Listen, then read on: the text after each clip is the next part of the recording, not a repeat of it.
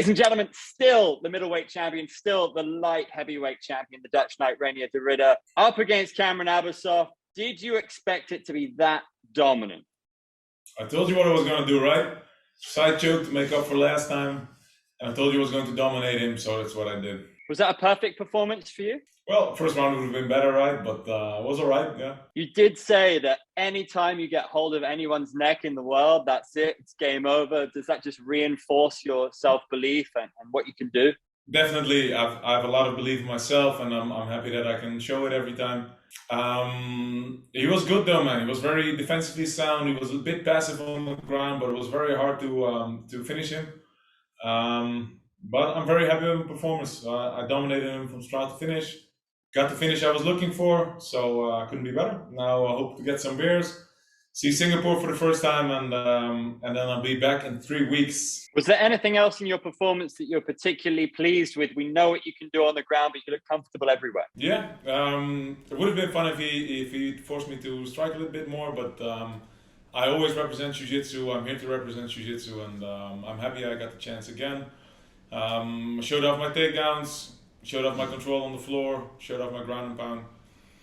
Got the side choke as planned, so I couldn't be better. So sorry, you said you'll be back in 3 weeks, so you will be fighting Galvao at 1X. That's confirmed now? That's the plan, man. Is that cool or not? Yeah, very cool, very cool. How long's this been in your mind? About a week. I wouldn't have dreamed it, man. It came up a week ago, and I'm just it's such a thrill, man. As a guy, like a Dutch guy grappling one of the best grapplers in the world, it's a big honor, and I'm so excited for it. Whose idea was this? Once. Really? Yeah. So pretty much it's happening then? Yeah. That's awesome. Fantastic. How exciting is it for you to be able to defend a belt, go to different divisions, and then do submission grappling as well? How exciting is it to be that versatile? It's perfect, man. So last 2 years I haven't been that active. Performances were good, but I haven't been able to be as active as I wanted because of all the restrictions, because of COVID. Now everything's clearing up, and I want to make up for lost time. I want to be active. I want to be back here every season. So have me back in spring, have me back in summer, have me back in fall, and I want to be as active as possible, rack up all the belts. Be the guy I am destined to be. How does the matchup with Galvao go in your mind? Well, for some reason I envision myself choking him out, but could be wrong on that one. He's the best in the world, and I'm an MMA fighter. He's a grappler, but I'm so excited to have a chance like that, man. Yeah, just happy to get that shot. We know all about his rivalry with Gordon Ryan. Is Ryan another person on your hit list? Yeah, definitely. But let's get through Galvao first. That would be an immense upset. So let's face that one first, and then Gordon. Yeah, why not? You called out both Arjun Bhullar and Anatoly Malakin. Who's the tougher matchup for you? Well, I think Bhullar has the better wrestling. I think Malakin has the better striking. I'm used to fighting strikers usually, but I can do this to anybody in the world. So I'm not overestimating any of them. As I said, give me both of them in one night.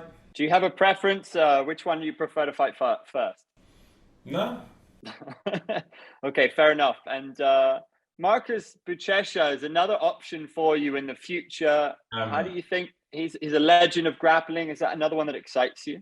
Definitely, man. That I've come this far, that I can, I'm matched up with these names, man. It's when I got into the sport, those were the guys I looked up to. I've seen Buchecha win all those jiu-jitsu championships. He's come a long way in MMA. His skills are top notch already.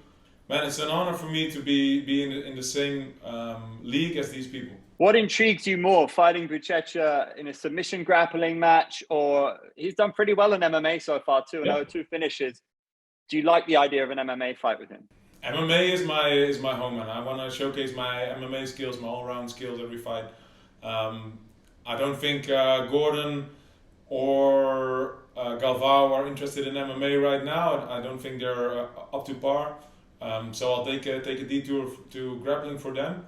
But if it's possible to do something in MMA, I'll always prefer MMA. What about at light heavyweight? You're holding the strap, but is heavyweight the focus first, or is light heavyweight still on your mind? You talked about being the king of one. Does that include some kind of light heavyweight matchup this year? Yeah, maybe. If it's, I think if it's Big Dash, he should make weight first. He missed weight this time. He's talking a big game. Let him come down. Let him make weight first, and then start talking shit. Yeah, what did you make of that? What is your response to that? Does that fire you up? Yeah, man. Make weight. Meet me here, and I'll finish you. Have you guys ever spoken? Do you have any history, or is it just because you're holding the belt he's calling you out like that? No, he doesn't speak English. And is that something that gets under your skin at all? That he says he's going to break your nose?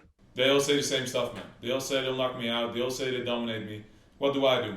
At middleweight, you just look so dominant tonight. Do you feel you're the best middleweight on the planet now? I'm the best fighter on the planet. Are you starting to get the recognition you deserve? Yeah, that will come. That's not something on my mind. I just come here, I just perform, and then you guys, the media, you can decide whatever. You can talk about me the way you want. I know what I do. I know I make the people proud around me. That's the important thing for me. Anything else, you guys decide. You talk about. I know how much belief you have in yourself, but when you hear Ongla and Big Dash both predicting Abasov to win, and then you go and dominate him, does that make it even sweeter for you?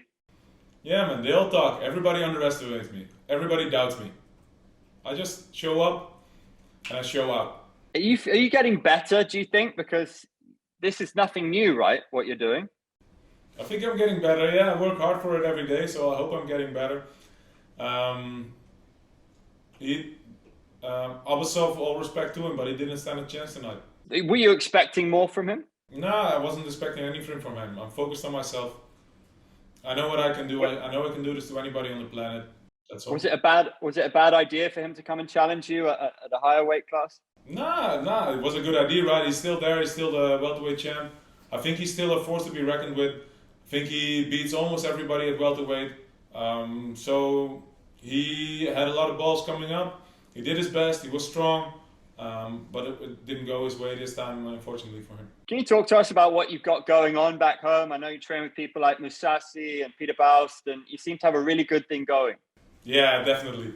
I love those guys, man. Gegard is up tonight, and he's going to show off his skills again.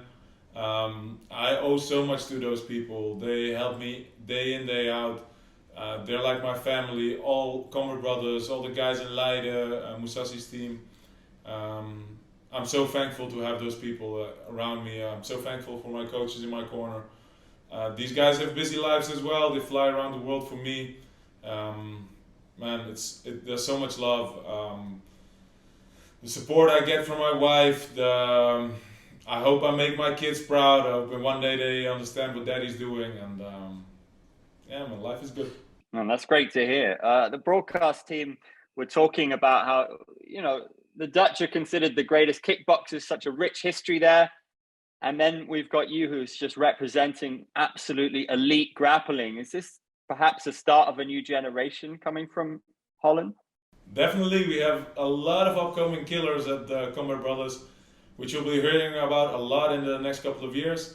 But if you guys want me to show off my kickboxing skills, I'm down for that as well. Book me in Angelani in a Muay Thai fight. Wow. Yeah, that would be fascinating. It's going to be a big year for you. Any parting words for us before you go? Yeah, man. Thank you. Thank you, everyone. Thank you, everyone involved at One. Thank you to the media. Thank you to everybody who watched around the globe. Love you guys. See you in 3 weeks. And then see you every couple of months this year. I'm looking forward to a busy 2022. And this was just a start. Let's keep going. And finally, the icing on the cake, 50K. How sweet is that?